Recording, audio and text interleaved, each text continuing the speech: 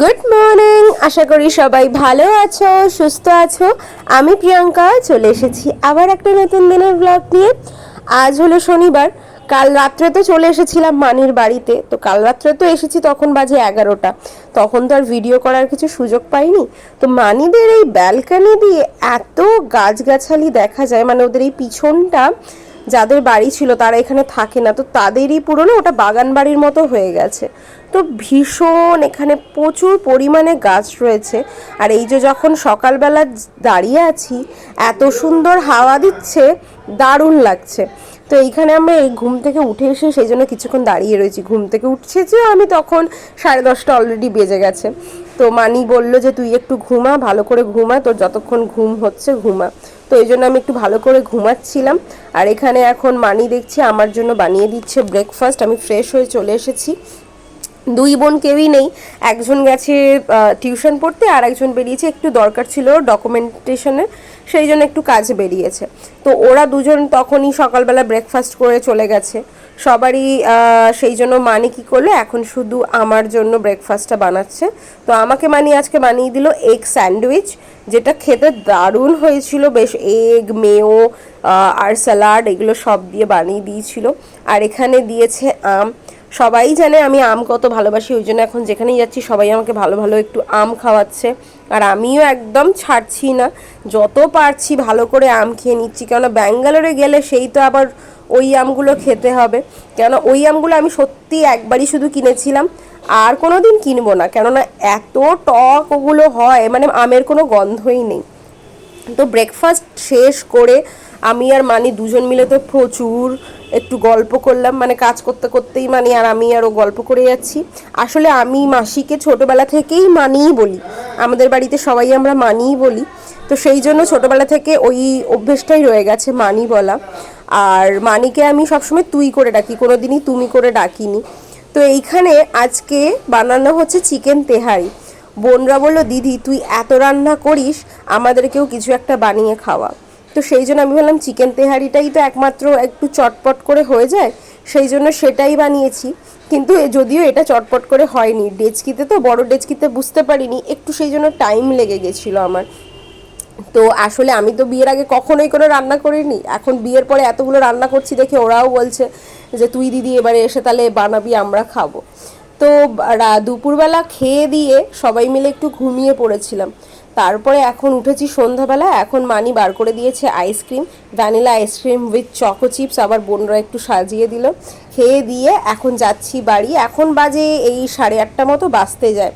বাড়ি গিয়েই আবার আজকে আবার বেরোনো আছে। ওই যে বললাম না, বাড়ি এসে কলকাতায় এসে আমি কতক্ষণ যে নিজের বাড়িতে থেকেছি তা আমি বলতে পারবো না, হয়তো আমি গুণে বলতে পারবো যে আমি কতক্ষণ থেকেছি।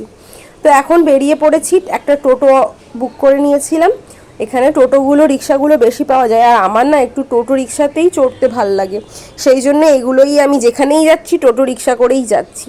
কেননা ব্যাঙ্গালোরে তো আবার রিক্সার চলই নেই। তো এই জিনিসটাকে আমি ভীষণ মিস করি ব্যাঙ্গালোরে, যে রিক্সা বা টোটো। তো বাড়ি এসে আমি চেঞ্জ করে নিলাম, চেঞ্জ করে আমি একটু রেডি হয়ে নিয়েছি। এই যে এখন এই ড্রেসটা পরে যাচ্ছি, কিন্তু এটা পরবো না, রাত্রে অন্য ড্রেস পরবো। আর যাচ্ছি কোথায়, যাচ্ছি হচ্ছে আবার পারমিতার বাড়ি। আজকে আসলে ওর ব্যাচেলার্স নাইট রয়েছে, তো ব্যাচেলার্স পার্টি রয়েছে, রাত্রেবেলার পার্টি। এখন বাজে ওই 10:40 মতো, এখন আমি চলে এসেছি বেরিয়ে বাড়ি থেকে। তো এই জাস্ট পৌঁছে যাবো ওর বাড়িতে। যারা যারা বাকি আসার ছিল তারাও কেউ কেউ এসছে, আর কেউ কেউ বাকি আছে। তো এখন আমি ওদের বাড়ির সামনেই একটা দোকান রয়েছে, ওখান থেকে একটু কোল্ড ড্রিঙ্ক নিচ্ছি সবার জন্য। একটু যা গরম পড়েছে সেই জন্য কোল্ড ড্রিঙ্ক না নিলেই নয়, যদিও আমার খুব ঠান্ডা লেগে গেছে।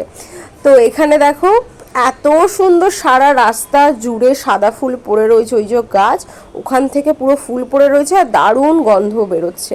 তো আমি কোল্ড ড্রিঙ্ক বেশি খাবো না, একটু হয়তো গরমের জন্য টেস্ট করব জাস্ট, আর কিছু না। আর এইখানে পারমিতাকে এসে দেখি ও সব জিনিসপত্র গোছাচ্ছে আস্তে আস্তে, মানে বিয়ের দিন তো এগিয়েই এলো, তাই জন্য সব জিনিসপত্র আস্তে আস্তে ও গোছাতে স্টার্ট করে দিয়েছে। আর আমি আসার পরে এখানে আমাকে প্রথমে কাকিমা দিলে একটু পাস্তা। তো এখন একটু পাস্তা খাবো, স্টার্টারই এটা বলতে পারো, একটু পাস্তা খেয়ে নিচ্ছি। রাত্রে অন্যান্য সব খাবার আছে। আর আমি ওর জন্য নিয়ে এসেছি এই কেকটা, আমি একদম অর্ডার করে দিয়েছিলাম ওর বাড়িতেই, তো বাড়িতে ওর দিয়ে গেল। তো সেটাই কেকটা যখন রাত্রেবেলা আমরা পার্টি করব তখন আমরা কেকটা কাটবো। তো এখন এখানে সব আমাদের আড্ডা চলছিল, আর এখানে আমাদের আজকে মেন কোর্সে রয়েছে ফ্রাইড রাইস আর চিলি চিকেন।